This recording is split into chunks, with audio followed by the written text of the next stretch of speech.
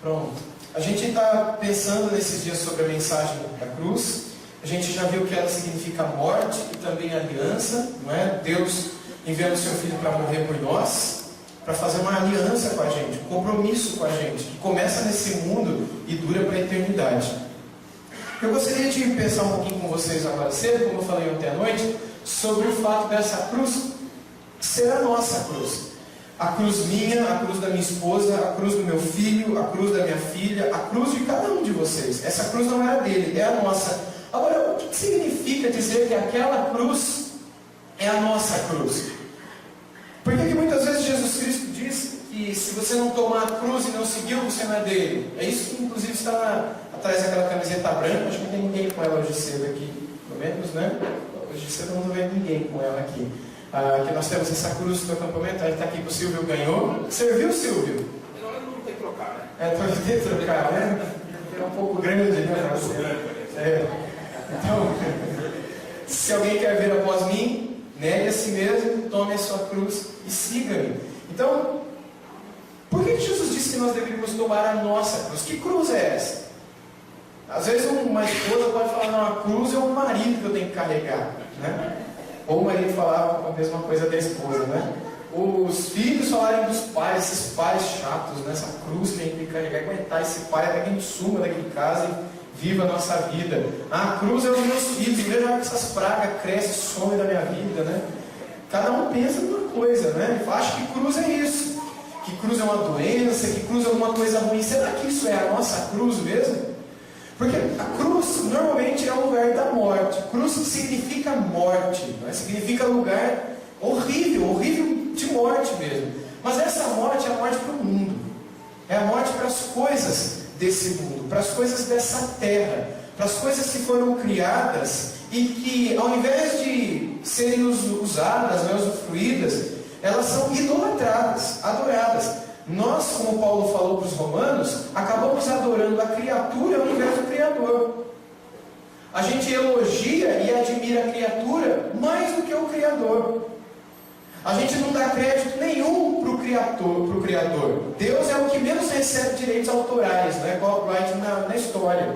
Porque a gente adora a coisa criada ao invés daquele que a criou. A gente é capaz de adorar o sol, a gente é capaz de adorar um animal, a gente é capaz de adorar um homem, a gente é capaz de adorar uma mulher, e a gente não é capaz de adorar aquele que criou tudo isso e que é maior que tudo isso. Se ele criou algo bom e colocou beleza naquilo, é porque ele sabe qual é o padrão de beleza. Por exemplo, você olha para uma garota, ou para um garoto, ou para um cachorro, ou para um cavalo, ou para uma lagartixa, que particularmente eu acho bem bonitinho, gosto de lagartixas. Brincava de lagartixa quando era criança, né? Com lagartixa, não de, é com. Então, puxa vida. Tá. Eu acho lagartixa um bicho bonito, não sei você, eu gosto de lagartixa. Como eu acho outros animais bonitos, como existem mulheres bonitas, homens bonitos, enfim. Agora, uma coisa é nós encontrarmos beleza nas coisas criadas, na criação. Outra coisa é nós encontrarmos prazer nas coisas criadas. Isso não é errado, pelo contrário, é legítimo. Quando Deus criou todas as coisas, Ele dizia assim, lá no Gênesis, não é? Deus criou o sol, criou a lua, e Ele viu que era bom.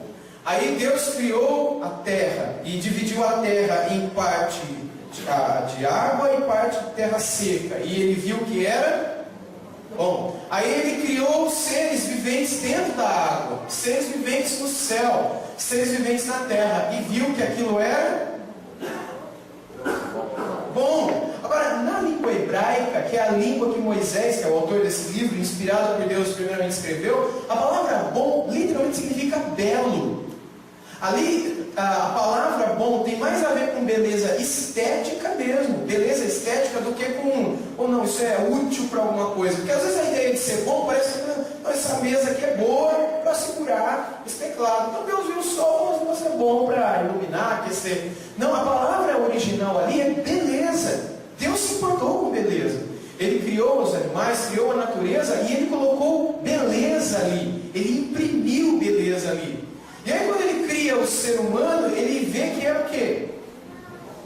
muito bom. É a única coisa que Deus criou que Ele diz que é algo muito bom.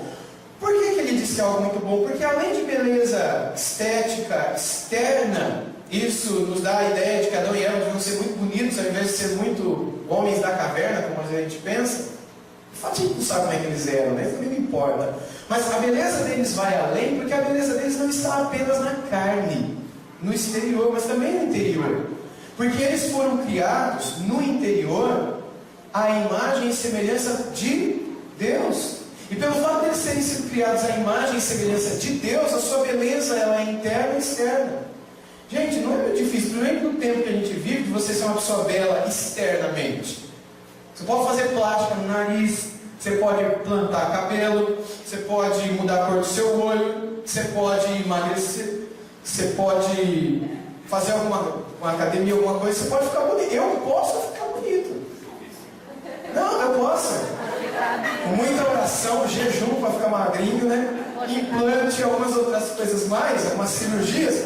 É fácil você mudar o seu exterior. Você pode fazer inúmeras cirurgias que te deixam um pouquinho mais bonito. Isso é errado? Não, isso não é errado, pessoal. O problema é se isso for uma idolatria para você. O problema é que você não consegue fazer uma cirurgia plástica da tua alma. Você não vai encontrar um cirurgião nessa terra que pode tirar a feiura daquilo que está dentro de você. Porque é muito fácil você maquiar a casca enquanto que o miolo está feio, né? O pessoal do sertão dizia que por fora você seria uma bela viola e por dentro um pão bolorento, né? Na época de Jesus, esse dito não existia. Então Jesus dizia que era um sepulcro caiado. Por que sepulcro caiado? Porque o que significa sepulcro caiado? Significa um túmulo muito bonito. Um sepulcro caiado, muito bonito, muito ornamentado, que as pessoas vão olhar para aquilo e vão admirar. As pessoas devem ser muito ricas. Você chega no cemitério de São Bento, lá em Araraquara, tem um túmulo lá que é maior que a sua casa. Não é? E enfim, mas por dentro o que tem? Podridão, fedor. Jesus falou, muitos daqueles homens que viveram na época dele eram que nem sepulcros caiados, bonitos, grandes, ostentosos, mas era só podridão por dentro. Porque quando Deus diz que o homem e a mulher são muito belos, quando Deus criou os seres humanos, Ele diz que é muito bom, é porque a sua beleza, ela é externa e ela é interna também. É Provérbios que diz pra gente, livro de Provérbios, que o coração alegre, vocês lembram? Formoseia o rosto. Isso é um dito que, para muitos de nós, eu me incluo aqui, tem alguns irmãos aqui, né, Arthur? Que a gente se inclui também, que quando a gente está com o coração muito alegre, a gente até fica mais bonito. Você não conhece a pessoa assim? A pessoa às vezes não é privilegiada, né, na estética, mas ela é tão alegre que ela chega a ser bonita. Não é verdade? É assim. Eu não sou bonita? Não. Então assim, então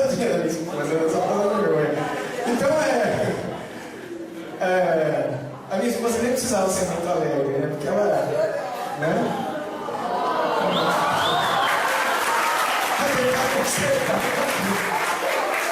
Bom, então essa beleza que sobre a qual a Bíblia fala, que tem a ver com a gente, ela tem a ver com o coração e tem a ver com a carne. Só que, pessoal, Paulo vai dizer para os romanos que esses seres humanos, eles mudaram tudo, eles erraram tudo. E ao invés de eles olharem para o quadro, olharem para a pintura, ouvirem o som das canções que os pássaros cantam e a beleza da pintura que Deus pintou para a gente, eles passaram a adorar a própria música e adorarem a pintura. E esqueceram que alguém pintou e que alguém inventou a canção e colocou a música no bico das aves. E Paulo fala que nisso, quando nós fazemos isso, nós acabamos morrendo para Deus. Para Deus. A cruz é o lugar onde a gente vai morrer para esse mundo. Isso não significa que você nunca mais vai ouvir nada, que você não vai mais ver nada, que você vai simplesmente com uma faca no seu peito e morrer literalmente. Não, é que agora você não vai mais adorar a criatura. Perdão, como antes você fazia, mas agora o Criador terá muito mais valor para você do que as coisas que Ele criou. Então a cruz Ser nossa significa morte para o mundo. Vamos ler todo mundo junto esse texto lá de Gálatas 2,19? Vamos lá. Porque eu morri. Perdão, vamos de novo. Porque eu morri para a lei, a fim de viver para Deus. Estou crucificado com Cristo. Logo já não sou eu quem vive, mas Cristo vive em mim. E esse viver que agora tenho na carne, vivo pela fé no Filho de Deus, que me amou e a si mesmo se entregou por mim. Só as mulheres, essa parte azul, por favor. Estou crucificado com Cristo. Logo já não sou eu quem vive, mas Cristo vive em mim. Então olha o que Paulo fala aqui. Ele tinha a ideia de que ele estava pregado naquela cruz. Aquela cruz era dele, no sentido dele estar lá também. E você sabia que quando Deus olha para a cruz, ou quando Deus olhou para a cruz, eu imagino que ele ainda olha para ela todos os dias, uma vez que ele está fora do tempo, e é possível que ele veja aquele momento como se estivesse acontecendo agora para ele. Quando ele olha para aquela cruz, ele não vê o filho dele ali, ele vê você ali. E ele derrama a ira dele naquele que está ali, que é você, embora o filho dele está dando as costas dele para você, para que você pudesse ser salvo. Literalmente foi isso que o filho dele fez. Mas Deus está querendo matar você. Deus está querendo punir você.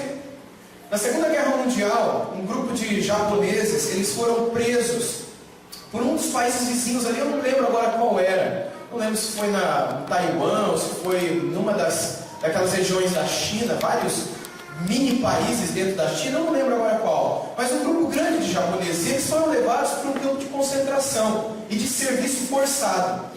E eles apanharam muito e comiam muito pouco, muito pouco. E um desses japoneses, ele ficou tão mal que no meio daquele serviço forçado, ele caiu. E ele começou a dizer, chorando, eu não aguento mais, eu não consigo me levantar, eu não tenho forças, porque ele não comia nada, só apanhava, ele era um prisioneiro de guerra no campo de concentração. E aí então, um soldado veio e começou a bater nele com a arma, não atirando, mas com a parte de baixo da arma, batendo com aquele pedaço de madeira, um mosquetão, né? Nele, na cabeça dele, e ele não aguentando, ele caiu no chão. Então um soldado do próprio país, não japonês, do país deles lá que aprisionaram, foi lá e falou, não faça isso, você vai matar ele, queimou. Aí o cara colocou as costas dele e falou, não faça isso. E o soldado, que era companheiro daquele que estava tentando defender o japonês, ficou tão nervoso com a atitude do seu parceiro, falou, quem é você para esse cara que é o Werner, ele tem que matar esse cara. Ele falou, não faça isso. E ele ficou com raiva do seu companheiro e começou a bater no companheiro. E o companheiro se jogou em cima daquele soldado japonês, que nem era amigo dele, nem era da pátria dele, e colocou as costas. E aquele soldado da sua própria terra começou a bater nele até que ele morresse. Aquele soldado japonês que ficou embaixo sobreviveu.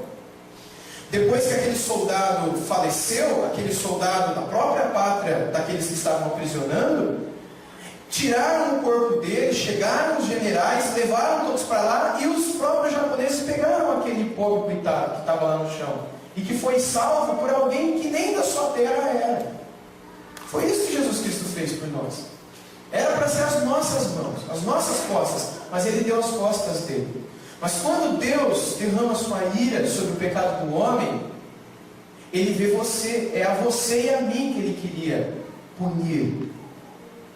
Mas por amor Ele cedeu o Filho dele, e o Filho dele voluntariamente, porque Jesus disse isso, ninguém me obriga a dar, eu voluntariamente a dou. Ele quis dar a vida dele, para que eu e você jamais precisássemos ficar pregados naquela cruz. Mas isso não anula a mensagem da cruz que era sua. A cruz é minha.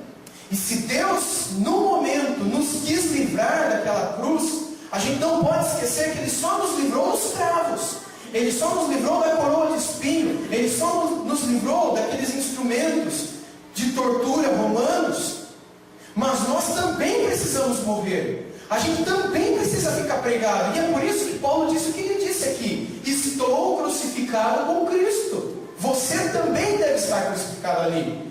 E o que isso significa? O que está depois, logo, ou seja, pelo fato de eu estar crucificado com Cristo, eu não vivo mais, mas Ele vive em mim. E esse viver que agora eu tenho aqui nessa carne, eu vivo pela fé no Filho de Deus, que me amou e a si mesmo se entregou por mim.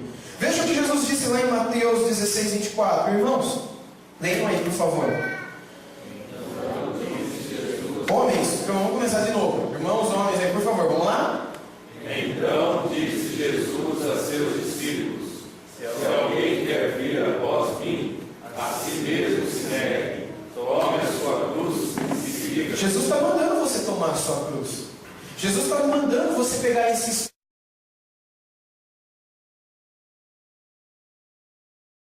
na natureza, no ar, no oxigênio, que te limita a encontrar plena liberdade. Você acha que você é livre também para fazer o que você quer da sua vida? O que tem? Os gases? Só avisou, né? Só deu um toque. Tá certo. Depois vocês resolvem isso daí. Fora do culto vocês resolvem esse problema dos gases noturnos, tá bom? Então, nós não somos livres. Nós estamos presos. Mas a cruz nos liberta, definitivamente, da gente fazer somente aquilo que o nosso corpo, somente aquilo que a nossa carne quer. Olha esse texto aqui, pessoal. Eu vou ler para vocês. Isso são palavras de Deus que ele menciona ao profeta Oséias, para que o profeta Oséias dissesse para o povo: atraí-os com cordas humanas, com laços de amor, fui para eles como quem alivia o jugo. E o texto continua. Olha o que Deus diz aqui: eu fui para eles, eu os atraí. Não somos nós que nos atraímos para aquela cruz. Eu estou gostando da cruz, deixa eu ir para lá. Se de alguma maneira, tudo isso que nós temos falado, se de alguma maneira a mensagem da cruz tem falado ao seu coração nesses dias aqui do acampamento, não é porque você está querendo ir para Deus, mas é porque Ele colocou laços em você e Ele está trazendo você por misericórdia. João diz no livro dele, na epístola dele, que não é você que ama a Deus primeiro, mas é Deus que te ama primeiro, para que você possa amá-lo depois. Jesus disse para os seus discípulos: não foram vocês que me escolheram a mim, mas eu vos escolhi a vós. Lembra? Não fomos nós que fomos a Ele, mas Ele que desceu, se esvaziou da sua glória, veio a nós, morreu por nós. Ele vem, Ele faz por amor. E se de alguma maneira Ele está tocando no teu coração, venha a Ele, arrependa-se dos seus pecados e entenda, Ele está te chamando, Ele está te convidando ao arrependimento, à morte, à cruz. Ele está te convidando a dar as costas para tudo que você viveu até hoje aqui e que você percebeu que não preenche o vazio do teu coração. Ele está te convidando para a vida. Ele está querendo te arrastar à cruz para te dar a verdadeira liberdade e para encher o teu coração com a verdadeira vida, e vida que será eterna.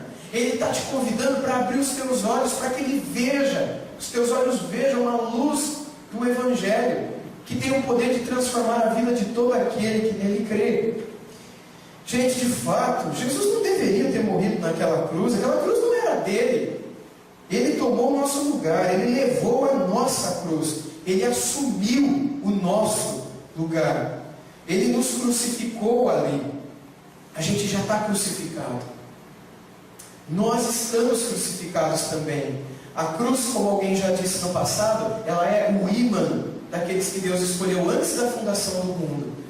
Se o teu nome, como a gente leu em Apocalipse na primeira noite do acampamento, foi escrito no livro do Cordeiro de Deus, cujo sangue foi derramado antes da fundação do mundo, se seu nome já estava lá antes mesmo de você nascer, entenda, a cruz é simplesmente um ímã para te atrair, para te prender ali, te fazer morrer ali e nascer para uma nova vida com Deus. O nosso pecado é algo horrível, e é por isso que ele deveria ser punido de um modo horrível, porque todo crime tem a sua punição. Eu tenho dito muito isso na igreja. Se durante o acampamento eu ficar muito bravo com alguém e matar esse alguém, eu deveria ser punido por isso. Ontem eu fui humilhado no futebol. Humilhado no futebol, né? A Nájila, né? Ela me humilhou no futebol. Eu não sabia para onde eu ia. Se tinha um buraco ali, pudesse enterrar, eu entrava ali. Um crime horrível. Eu ia ser punido de modo horrível, né? Mas somos solteiros então. Se eu pego e mato a Nájila pela vergonha que ela me fez passar, eu não saio daqui vivo, eu saio daqui preso, aliás, eu saio vivo, né? Mas literalmente, se eu mato alguém na cama, o que acontece comigo?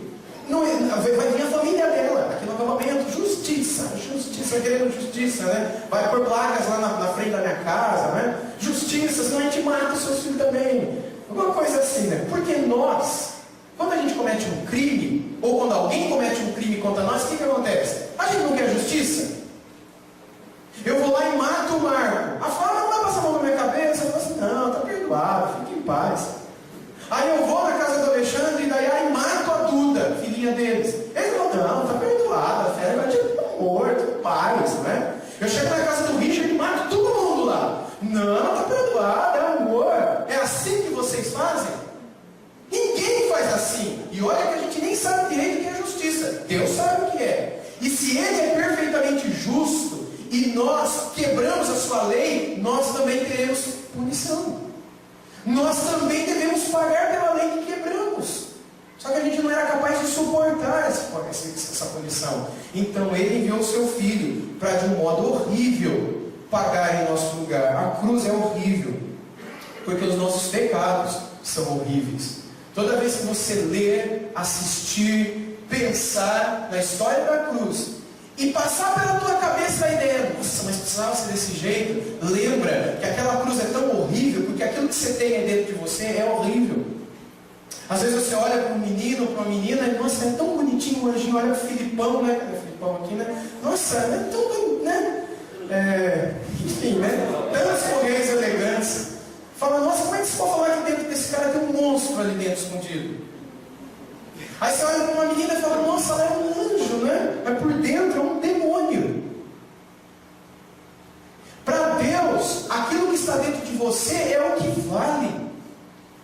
Quando Deus olha para você, Ele não se encanta com a cor do teu cabelo, com o peso que você vê na balança. Ele não se encanta com o que você está por fora, mas com aquilo que você carrega no seu coração. E aquilo que nós temos dentro de nós é tão horrível, tão horroroso, que se não existisse um crime horroroso também, talvez a justiça não seria feita perfeita e completamente.